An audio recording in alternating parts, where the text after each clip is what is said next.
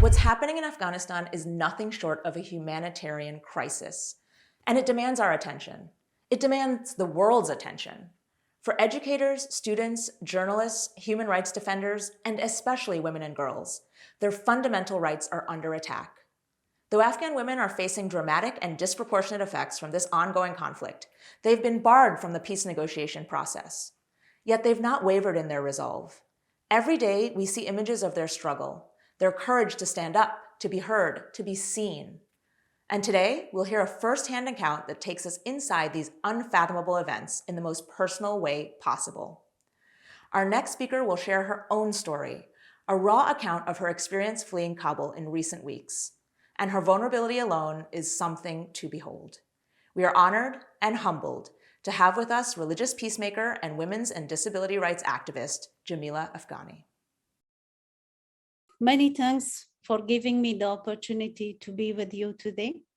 As you know, I'm one of the many human rights defenders that has fled from my country recently due to the recent takeover of Taliban and the escape of previous president and the system.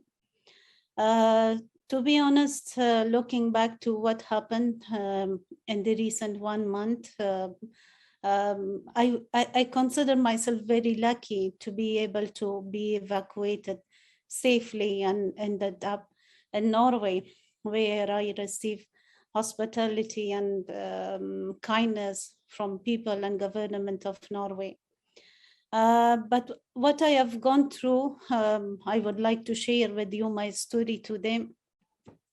I was already relocated in Turkey for the past few months because of the insecurity, because of the special threats I had on my work and my activity. And unfortunately, my father health got worse and I had to visit my father in Kabul. I went to Kabul on 4th August to visit my father. And just within the period of 10, 11 days, on 15th of August, that I was planning to come back to Turkey, on the same day, Taliban take over Kabul. And it was really disappointing that when I was holding my boarding pass and my ticket, I was waiting in the airport. All of a sudden, I saw that a huge crowd of politicians, ministers, deputy ministers, men and female, everybody was rushing towards the airport, and everybody with their gun, with their bodyguards were pushing us back, and they were trying to get a seat in the plane. So as you know, I have disability, and from the other side, I have young children along with me. And then we were waiting what might happen. Then there was a news from the airline, and they said there will be next 2 other flights, and we were waiting if we can be accommodated in one or any other of the one of the 3 flights. So after a while, all of a sudden we noticed that all these politicians were running with great panic here and there, and we heard a sound of bomb blast and gunfires. Then I was really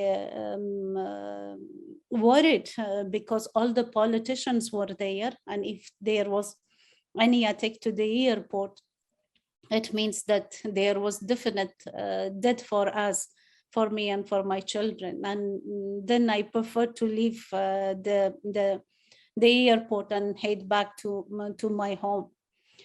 So what was really disturbing for me, just in the period of 2-3 hours, when I went to the airport, there was soldiers, there were bodyguards, there were guards who were searching, and there was a system. But at the time when we are coming back, I saw there was a helmet of the soldier, gun of the soldier, uniform of the soldier, and they themselves disappeared. It was looking like as a magical land that all of the people got disappeared, just only a crowd of people, a bunch of people in the airport. So then next day we tried to get back to the airport and try to get place in one of the evacuation plane. But unfortunately, I was not able to do that due to the flood of people who were going on towards the airport and the rush in the airport. We had 7 failed attempt to get to the evacuation plan. But I will not disturb you or take a lot of your time with all the stories. Just I will focus on the first and the last attempt that we were planning to get a seat in the evacuation plan. On the first day when, or on 17th of August, when we went back to the airport, there were 3 checkpoints of Taliban. Of course, as I'm recognized women activist in Afghanistan, I was wearing mask and I was wearing glasses to be not recognized by Taliban. So there were 3 checkpoints of Taliban, and one of the Talib guy asked me, why you want to go to USA? I said, brother, I'm sick. I want to go for treatment. This is an opportunity. So that guy was helpful, and he said, okay, you can go. And then I request that please allow my children, my family to go along. So we crossed the 3 checkpoints of Taliban easily, and we get to the gate where the US soldiers were waiting. And we had a colonel name on our contact list who was supposed to help us for check-in in the airport. And I was waiting on the border line where one side of that border, tiny border, was between us and between the US soldiers. So I was waving my hand and I was shouting and I was taking my name to attract the attention of the US soldiers. But they did not pay any attention to us. I was moving my crutches. I was showing the banner I had, nobody taking that in consideration. And with the passage of time, the crowd of people were increasing and increasing. And one time came that I was not able to continue with that flood of people who were coming in. And every minute, the flood of people were increasing and increasing. My younger daughter, who was only 10 years old, she was about to be suffocated and she was not able to breathe. I was begging the US soldier to drop me a bottle of water, but they were not even had that mercy to share a bottle of water, but they were drinking water on the other side. It took almost 5 to 6 hours. We were waiting on the border line and waiting for their notice to get to help us to get inside the airport compound. So finally, the crowd was getting heavier and heavier. Then the US soldiers stopped shooting, here shooting, they start here shooting. And also beside that, they were having some type of gas. They were spraying some type of gas. I was just in front, so the very closer person, I was on the other side. So all that gas, everything was coming toward my face, and it was really annoying. I was not able to breathe for 1 or 2 seconds at all. So we had no chance, no other option. It was definite death, and I had to get back with great difficulty from that scene. And after many attempts that we were failed, and we were not able to get out through support of the Norway ambassador, we were able to get a little bit support to cross that border line and get inside the airport.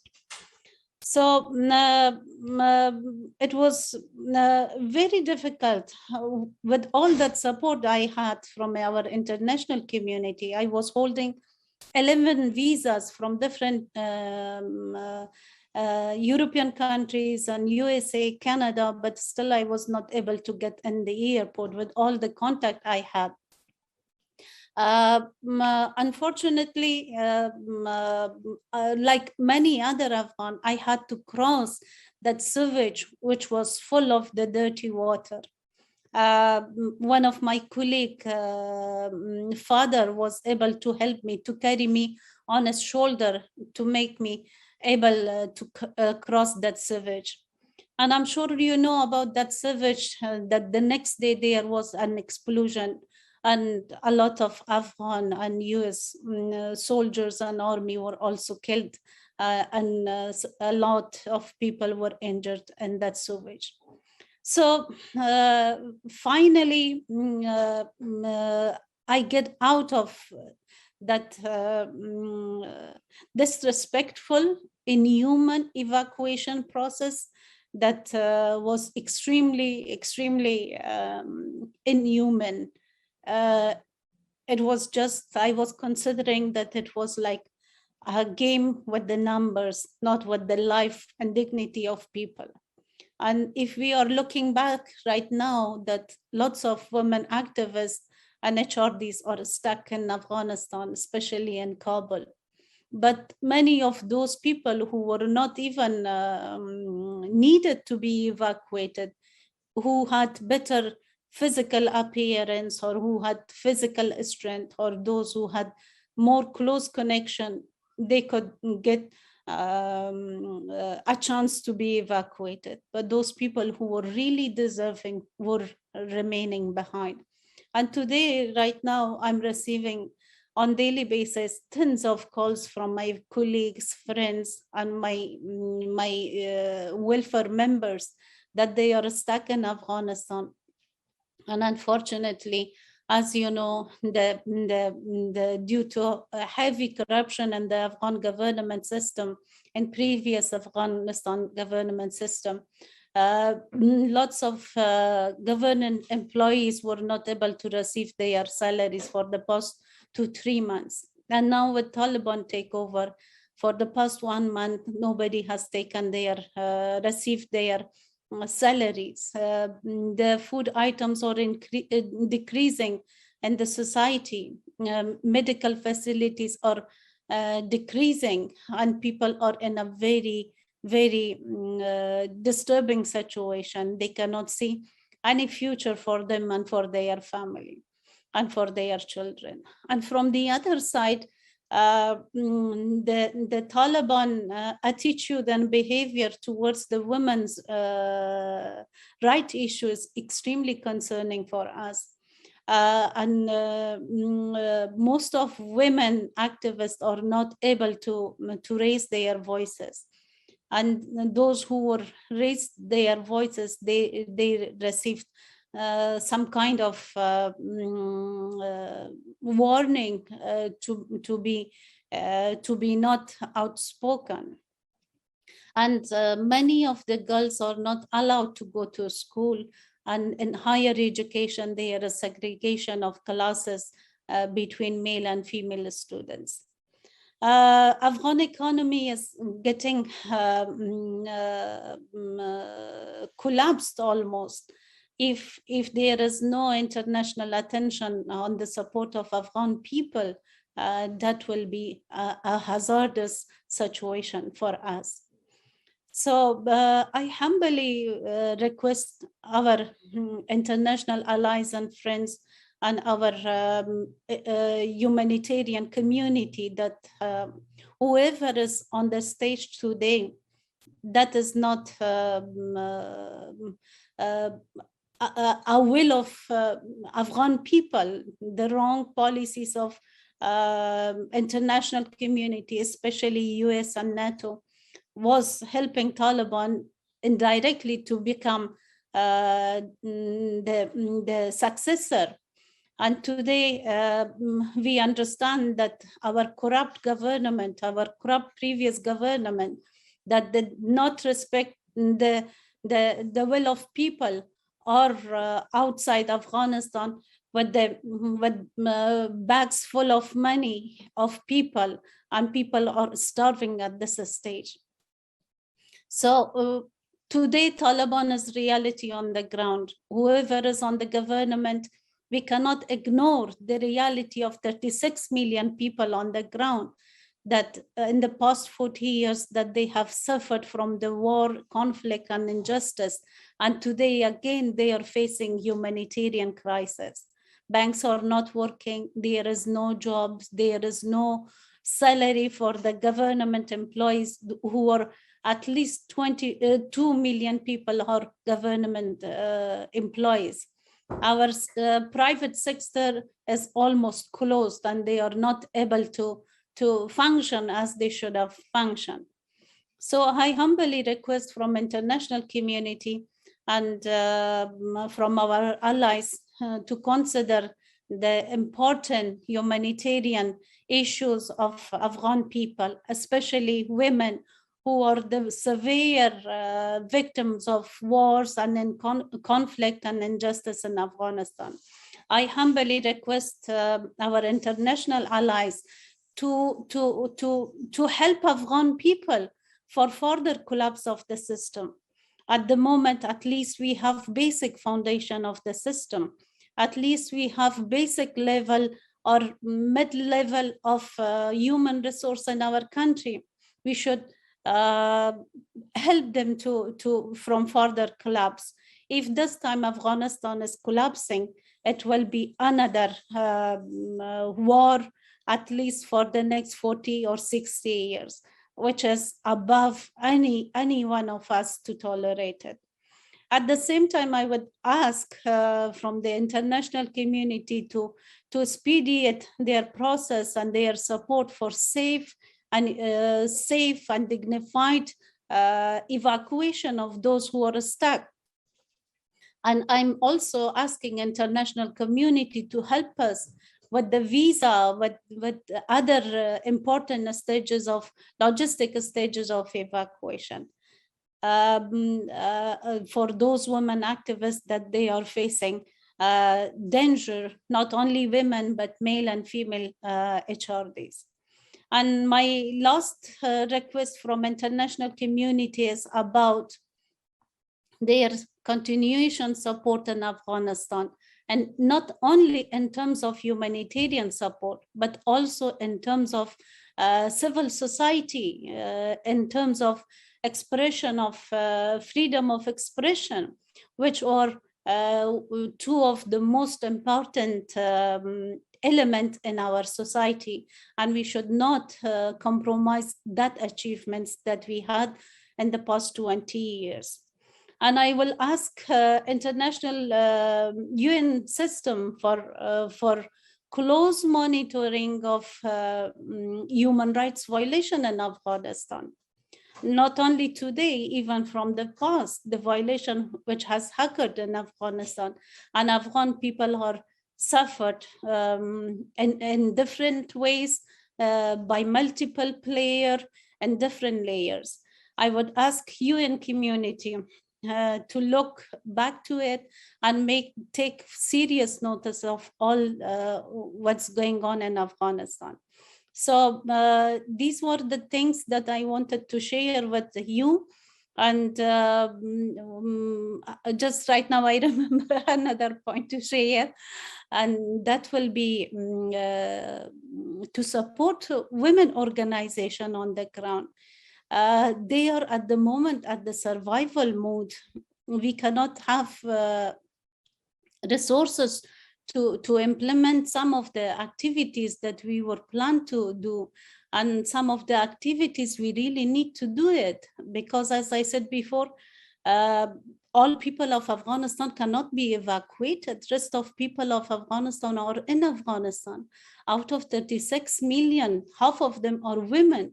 And we need to be engaged on different activities to